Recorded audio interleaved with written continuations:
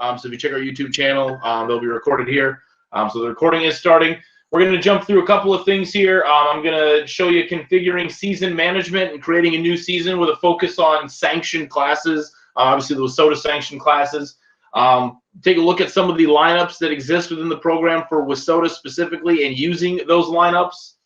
I'm going to create and add events to a schedule with a focus on adding those same sanctioned classes, also adding a sanctioned series to the schedule. We'll take a look at MRP Fantasy and adding fantasy prizes. And then I will take a look at integrating MRP Live with Orbits or MyLaps in the last session, the 5:30 session. If you missed that, we did with Race Manager with Westhold. So in the coming days, if you're a Race Manager track and you missed the 5:30 session, you can check back at that one. And then actually in future sessions, as we continue moving forward through promoter training, I'll go through some of those things again. So if you're a Westhold track and you missed it the last time, Wednesday, March 10th is when I'll go through the Race Manager stuff on that. So maybe put that on your schedule if that's what you're looking for. And then we'll do that the 17th of March as well. But other than that, I think we'll jump right in. So again, thanks for being a part of this deal. And we'll get started here. First, let me share my screen with you so you can see exactly what I'm talking about when I say some of these things. First thing I want to look at is configuring season management with a focus on sanctioned classes. So setting up a new season with season classes. I've created a new season here. I've called it 2022 because we already had a 2021 in there. And I wanted to start fresh for you guys. So to do that, you come down here to new season, put the year in place, the season name, and the dates that are going to encompass the year. And you'll eventually come to this screen. In this screen, if you are a traveling series, you will only see your series name listed here and nothing else. If you're a race track, which I assume most of you guys are, you're going to see your track name listed here with nothing else.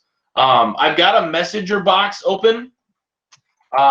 So if you guys have any questions as we go through here, make sure you put those questions in the messenger. One of my colleagues is on, Chris, and he will be able to answer some of those questions, or I can address them too as I see them as well. I guess Ross is here too. And as Ross says, if you are a WISSOTA track, be sure to stay on until the end of the webinar to get the secret question in order to get credit with Callie for your attendance. So yeah, definitely do that as well. In terms of adding classes, you can add, there's a number of classes that exist out there, but we have a couple of sanctioned classes that are going to be really important for you WISSOTA tracks to pay attention to. So when you're in this configuration tab after you've added a season, come down here and add your classes. And you want to make sure you add all of the classes that you're going to run at your racetrack throughout the course of the season. In this case, you can add the classes that show up here. My classes are all the classes that you've had included before. It's an easy way to get there to pick the historical stuff. You can go to all classes, and you can take all of our out-of-the-box classes that aren't associated with any kind of sanctioning body, and you can pick any of our classes here that exist. But what you're going to be more interested in doing is, especially for WISSOTA tracks, you're going to choose the sanctioned classes. All of the sanctioning bodies that we work with are listed here. We'll obviously choose WISSOTA, and here are the WISSOTA classes. It's important to choose the WISSOTA classes and to absolutely double check and make sure that you're adding the right classes. They have access to a sanction management screen where they approve WISSOTA classes and WISSOTA events, so they can keep track of national points easily and things of that nature. So if you're running a WISSOTA class, you want to make sure if it's sanctioned here, you grab it here. So whatever class you're running a WISSOTA sanctioning, this is where you grab it from. You can run your Hornets and late models and Midwest mod. We'll just add all of them here for this instance. So those are our WISSOTA classes. Those are the classes that we're running. There we go. We've got them. You can continue to add classes that are not WISSOTA sanctioned if you're running non-WISSOTA sanctioned classes or whatever else. But if you're running a WISSOTA sanctioned class, you want to make sure you choose sanctioned classes. That's definitely an important thing.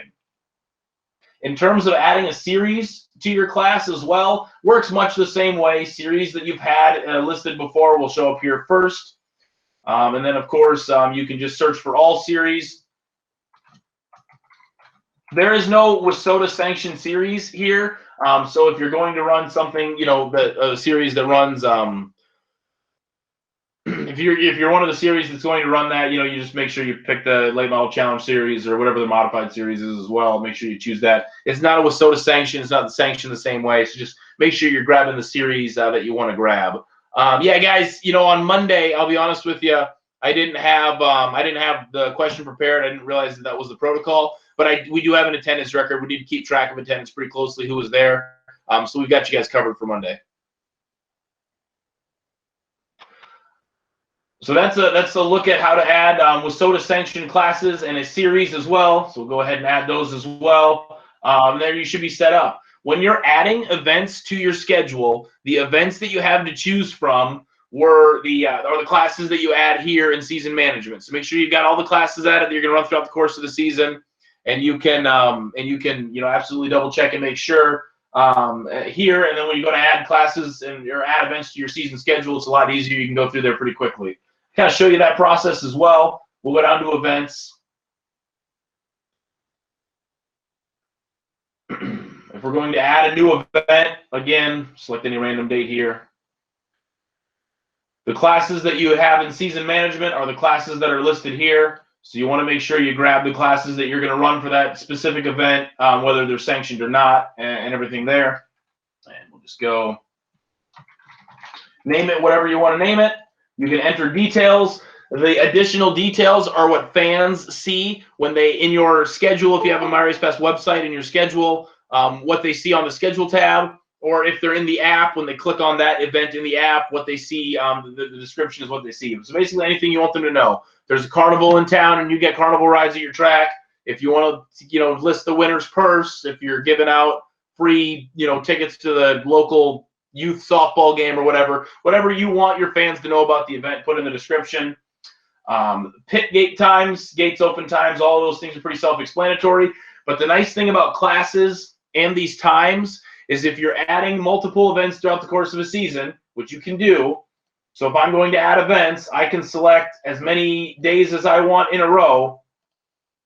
When I go in and add these events, and I put in these start times, or whatever else.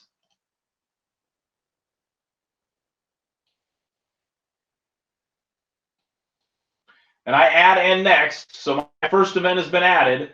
When I go to my second event, the classes that I selected are sticky. Now I can still go back and edit them to make changes if I need to, but it remembers what I did the last time. And also the times, pit gates, hot laps, racing starts, those are sticky as well. So again, you can change them if you need to, but they remember them from the last time. So when you're doing this, you know, you put in your first event, and then your second event moving on forward, if there's no changes or if it's the same thing weekly, it's really simple and fast, and you can move through them quickly. All you really have to do is rename each event, enter your additional details, and you can get through things fairly quickly, adding events to your schedule.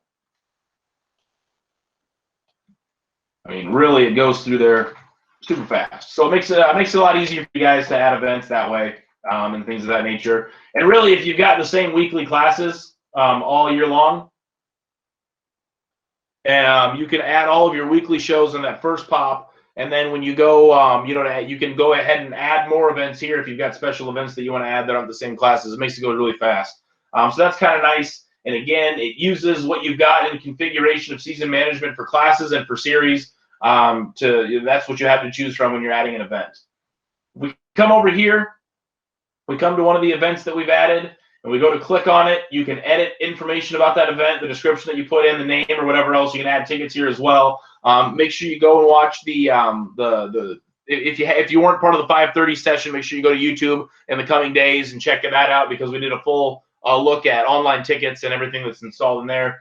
So we won't do that here, but you can add more classes and more series to your events here. So if I wanted to add a series, and I wanted to add, you know, we'll use our demo environment series, we can go ahead and add that as well. Now, the series has a class associated with it that we didn't add for this event, so it gives me an error saying you need to add that class too. We'll continue. You'll see it adds the class and the series, so it works out pretty slick and easy like that. So that's how you can go in and add your series as well to those individual events for your special events and things of that nature. In terms of adding classes and series and sanctioned classes and things of that nature, before we move forward, does anybody have any questions about that process? Pretty straightforward, but I want to make sure I answer any questions you might have.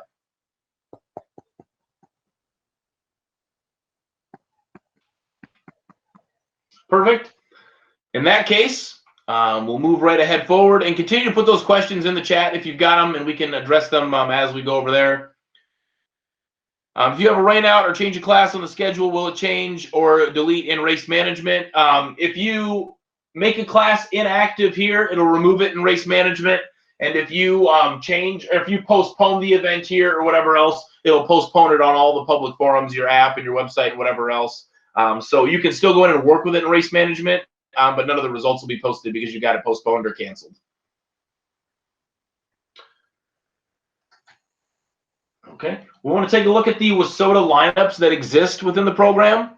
There are a couple of them for features and heat races, so we want to look at them all individually here. So these are all of our lineup options that exist within the program. I'm just going to do a Control F and find all the WISSOTA ones here first and show you these. A lot of these are going to be pretty straightforward. I just want to kind of give you an indication of what you can plan on using for a lot of those WISSOTA tracks. And kind of what they do and things of that nature. The first one that you're going to see is WISSOTA opening night A feature. If you click on the question mark icon next to it, takes you to our help center, which links you to their website.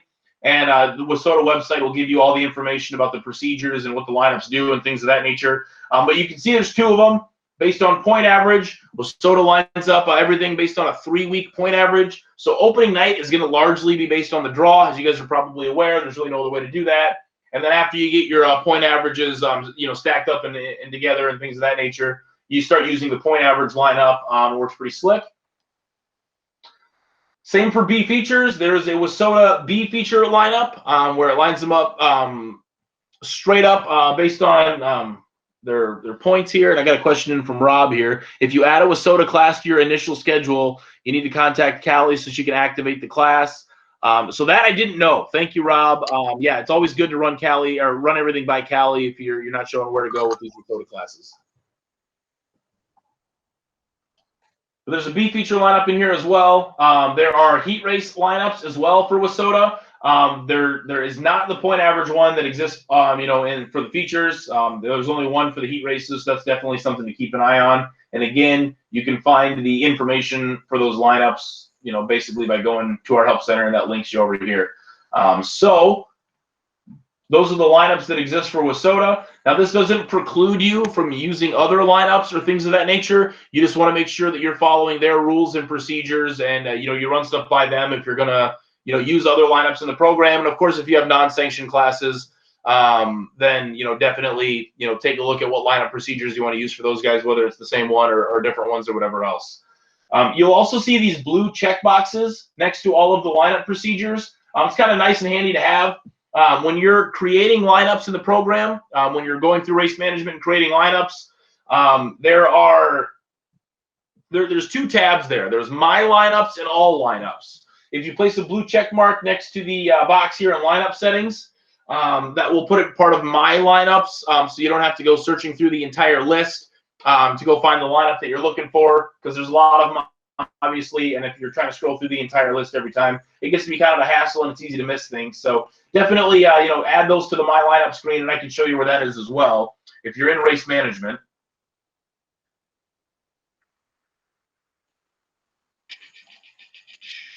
We're here in My Lineup. So if you hit Calculate Lineups in race management, that's the difference between My Lineups and All Lineups. All Lineups will show you everything that exists within the program, whereas My Lineups will show you only the ones that you've got a check mark next to. It makes the list a lot more manageable for you, and that's kind of nice, absolutely. We're going to take a quick look at MRP Fantasy and Fantasy prizes here before we continue to move forward through a typical event.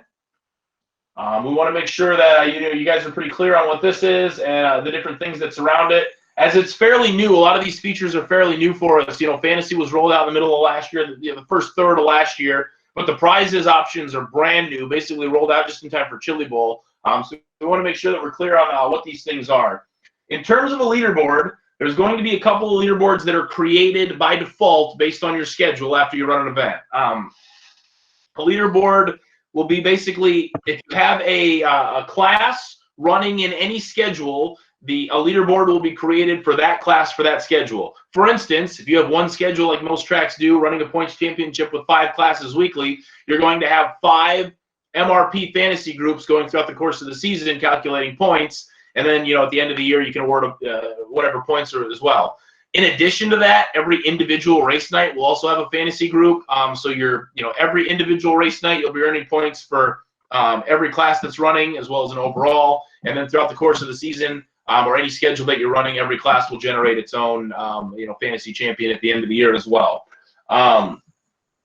You can also add your own custom leaderboard right here for an individual date range or something like that. Like if you've got a 3-day show and you want to crown a fantasy champion for that 3-day show, it's not its own schedule, but you still want to have a fantasy champion for it. You can come in here and create a fantasy leaderboard as well.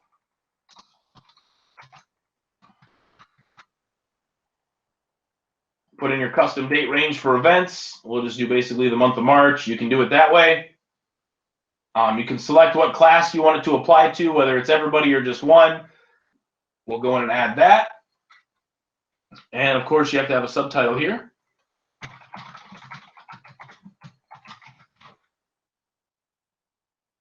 That's basically how the fantasy group works. I mean, there's going to be a lot that's part of it. Why didn't I add a leaderboard? There's going to be a lot that goes into it, but again, you can. And I basically don't have any events. That's why. Okay, perfect. There we are. So there's a fantasy season that we've put in previously. Custom fantasy season. That's the one I just created. I was in the wrong season. That's why I didn't show it. But we'll move forward here. You can add prizes to the fantasy seasons to each individual one. So we can. So I can show you all the prizes that exist. You can put in a prize for any position that you want to put it in for, 1st through 10th through whatever. You can have one for everybody, whatever you want it to be. There's a prize type drop down that's mostly just there for tracking purposes, so we can kind of track what kind of prizes are given away and stuff of that nature. Basically, what the prize is, if you want to have any description for the prize and what it's valued at. Again, you can add a fantasy prize for any position.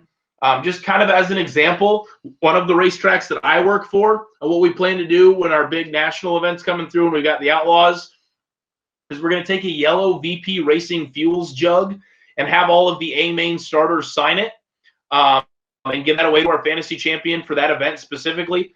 So some dude who plays fantasy is going to get something that he thinks is wicked awesome for his man cave or his garage or his basement or whatever, and we spent $15, and so that's going to work out really good for us. And I mean, there's no way that people don't get excited about that, especially if you can get your announcer clued in on it and he can start announcing it to the fans in the stands. Hey, check out MRP Fantasy, whatever else. I mean, that stuff's all really cool. And as Chris mentioned, we give bonus points to if you have your phone location turned on and you're sitting on location at the event when you're playing MRP Fantasy for that night, you get bonus points. So you're rewarding the people who are supporting you the most a little bit extra there. And that's really cool as well.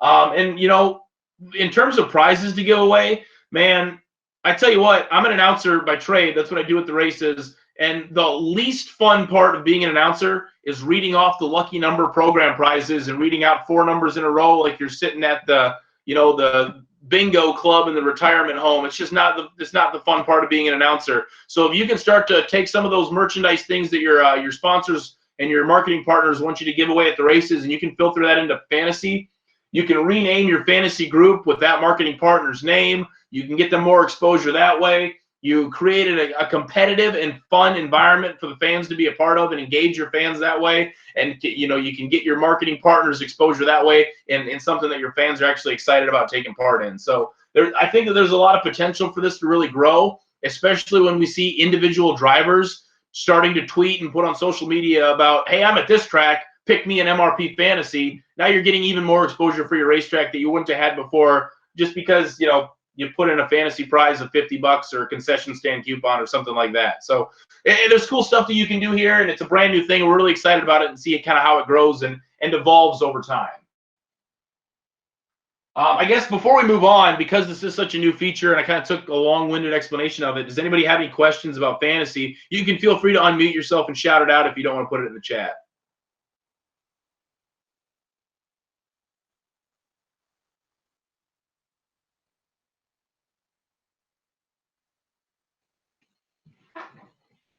Cool. I will move on then. So right here in this fantasy dashboard as well, you can see, what it says included groups, but basically that's a race night. If there's a race night that's included in that fantasy leaderboard, so what's included in there, and then the standings, you can actually see who's winning from right here as well. So that's kind of neat as well. So that's all about MRP Fantasy and all of those things. That's all well and good. I'm going to take some time to dive into MRP Live and how it corresponds with orbits now. If you use orbits, MyLaps, this will be a good thing for you guys to check out. As we want it to work properly, and we want you fans to be able to use MRP Live in the app to see what's going on. So I've got a little test race showed up right here. I've got Heat 1 and an A Feature 1. We've got drivers entered into it.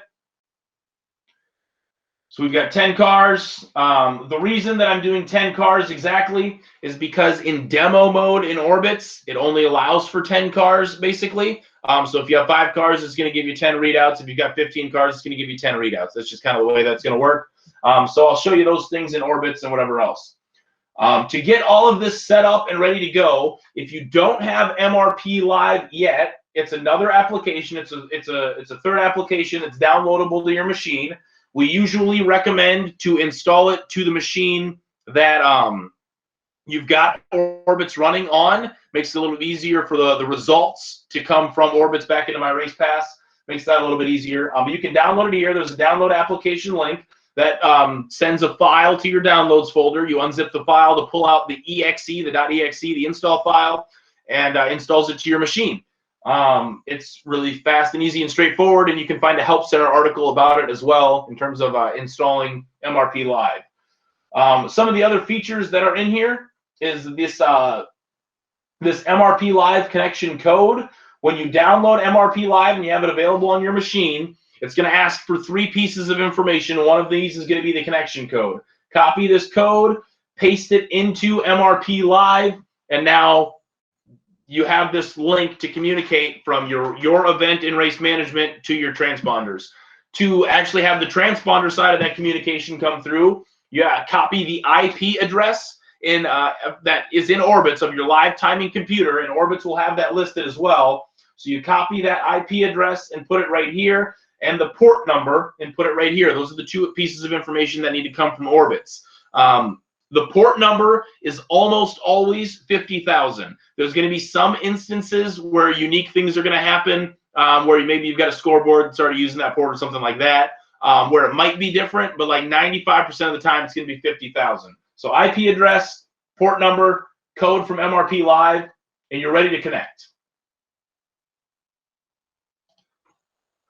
And you get, this is good, you get this error message that you're not able to connect because it couldn't verify the code if you do what I did and forgot to copy and paste the code. Perfect. Change that to Orbits, and now we should be able to connect. Perfect. Okay. I've got some leftover data hanging out in here, just because I've already done one of the features already on the previous webinar. I did it on race management, but normally this will basically just be nothing here, and you'll start fresh. There's a Send Lineups button here. It does the same thing that Get Lineups does in MRP Live. Although, like from a back-end perspective, it's a lot more efficient if you just use the Get Lineups button inside of MRP Live, so I would definitely consider doing that. The best lap view keywords are kind of nice. We've got them built in here already, so there shouldn't be too much of a need to change them, but you can see you can edit that. So if your race name has any of those keywords in it, it will automatically change the view in the app in live timing. It'll change it from the running order into the best lap view. So for qualifying, you're going to see who's the fastest car, not who was the first car on the track, if that makes sense. in this broadcast ticker box on the bottom, it's the last box. When you've got everything connected the way it's supposed to be and you're not in a demo environment, this code right here will actually be an API URL that you would send to somebody like Dirt Vision, or you would send to somebody like Flow Racing, or any other broadcaster that's going to be at your track. I think FYE has got their own broadcast now, and I know there's some Dirt Race Central is up there as well. So any of those guys, if you give them that API code, they'll know what to do with it, or theoretically should know what to do with it. And it will allow the running order to show up on the screen. So when somebody's watching from home, they'll be able to see the running order at the top of the screen across that ticker. Jump into races here. Got our races configured. I'm just doing one heat race and one feature because of that limit on 10 cars. We'll calculate our lineups. Calculate our lineups for WISSOTA heat races. We calculated those. We've got our 10 cars here. And as soon as you save as lineups, you know that those lineups are in the app. Fans can see the lineups in the app right then. And as I come to MRP Live, then I press Get Lineups. I can come over here, and I'm ready to import, okay? So there's some initial steps. And again, this is not a webinar on orbits or how it works, but there is some initial steps that you would go through here. The first thing you would do is import groups and runs. Select the file to import. And it actually will import our groups here. Perfect. Open. And finish that. So now we've got the modified group that you got created. You can see all the cars and the transponder numbers in there as well. The next thing we'll do is we'll import our runs.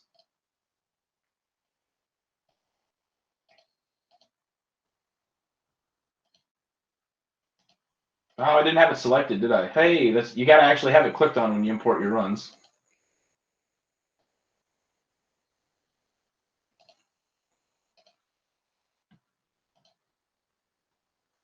Goodness me. What am I doing wrong here?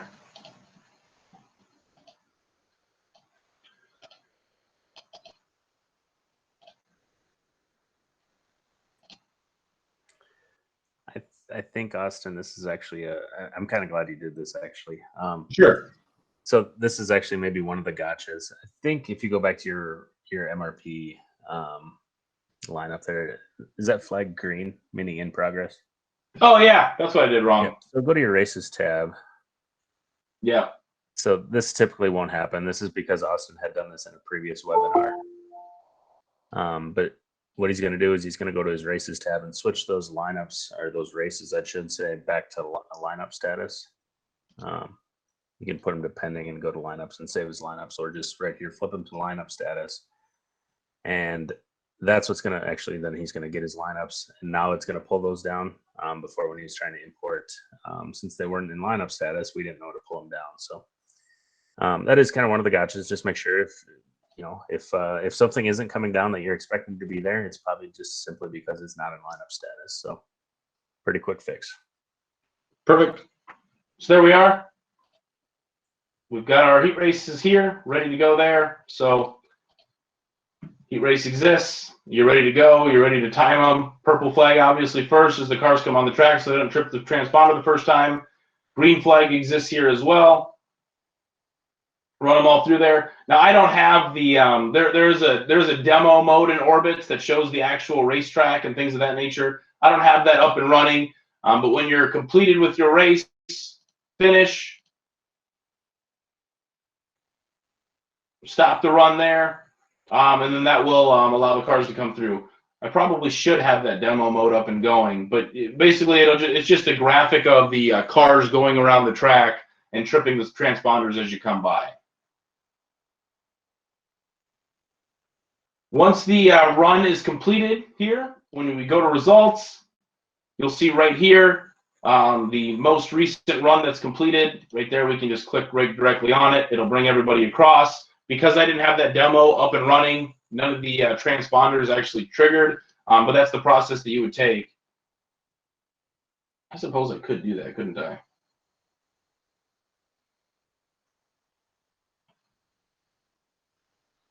Where's that demo at in Orbits, Ross? Yeah, I think it's under Tools, if I remember right. I actually haven't fired it up for a while, but up at the top, I think under Tools, I want to say. No, I think you're right. Yeah, Track Simulator. Perfect. Okay. Yeah, so this is something that Westhold doesn't have that Orbits does. It's kind of nice. It lets you visualize what's going on, and this will actually create some crossings. So we'll have some data to import. Yeah, exactly. So I can come back over here. I can come back to timing.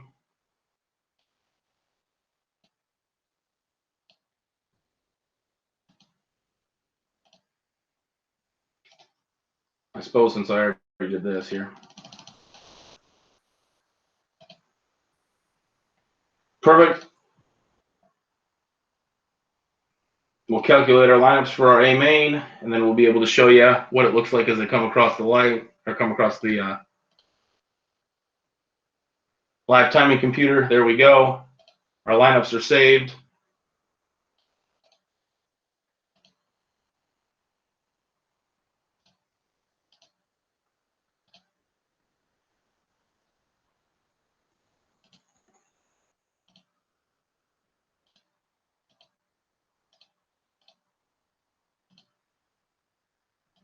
Okay.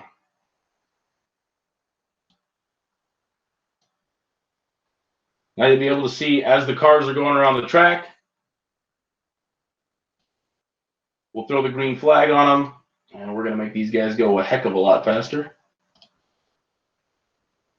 So you'll be able to see as cars go around the track, Orbits looks the way Orbits looks. They'll hit the start-finish line as you would expect them to. You know, lap 1 completed, whatever else. Yeah, we'll go lap 2. We'll give them a second turnaround. Okay, now we'll throw the finish flag. We'll finish this. Okay, perfect.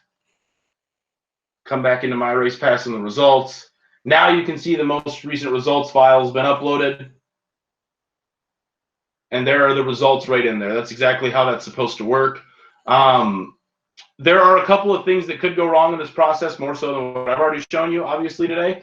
When we disconnect from here, you can see the initial setup steps. If you have the wrong IP address in here, you won't be able to connect at all. It will not bring you, when you try to connect here, it'll throw an error. It won't be able to connect to your live timing computer. If you have the wrong port number in here, though, it'll behave a little bit differently. It will connect. It'll say you're connected to your live timing computer. But in the app, and an MRP Live, when you're looking at live timing and scoring, it'll basically never connect. It'll never show you any data. It'll always say, waiting for data, waiting for data, waiting for data. So if you've got cars on the track, the transponder computer's working, everything's going like that, but it's not showing up in MRP Live, check that port number. More than likely, it's not what it's supposed to be, and that'll fix it for you. So again, if it's not connecting at all, you're probably not connected to the right event via MRP Live, or you're probably not connected to the right IP address from your live timing and scoring computer. And if it's connected or not showing data, then your port number is probably what's incorrect there for you. So those are definitely some of the things to be able to take a look at and whatever else. If everything's running perfectly, you should be able to, when you come here to this screen,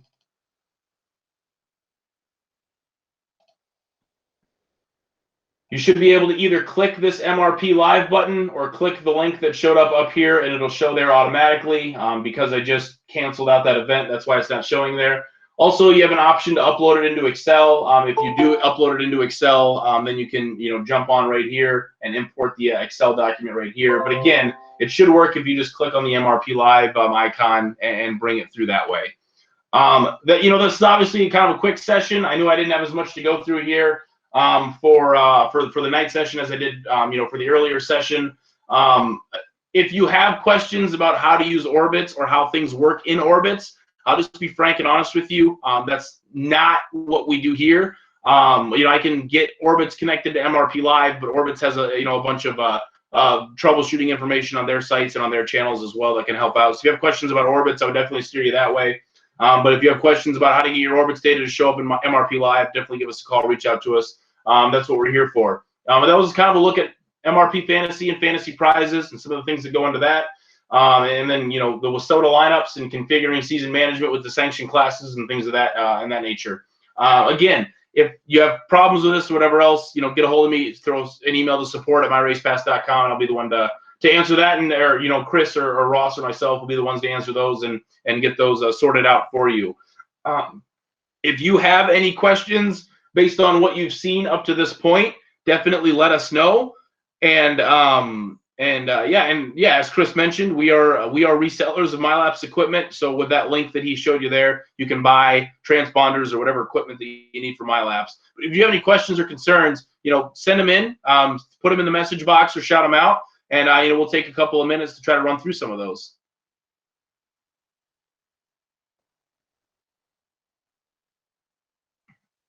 And if it comes to after the fact and you think of a question later on, shoot me an email, austin.lloyd@myracepass.com, or send it to our support inbox as well. And we will get to those as they come in tomorrow.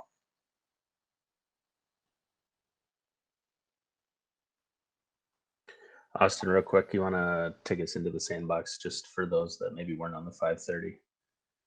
Sure. Just to reiterate for those that weren't on there, all this can be tested out and played with in the sandbox. We have that for you guys to basically worry-free, just go in there, do what you want to do, play with things. You don't have to worry about any of it showing up in the app or anything on your website or on your profile. This is all completely private for you to learn the system. So use that sandbox.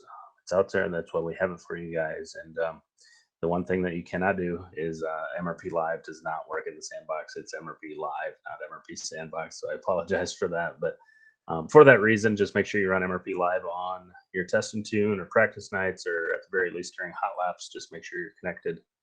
MRP Live is the one thing that you cannot do in Sandbox, unfortunately. So I think that's all I had. Did we mention MRPhelp.com when Austin was mentioning the help center?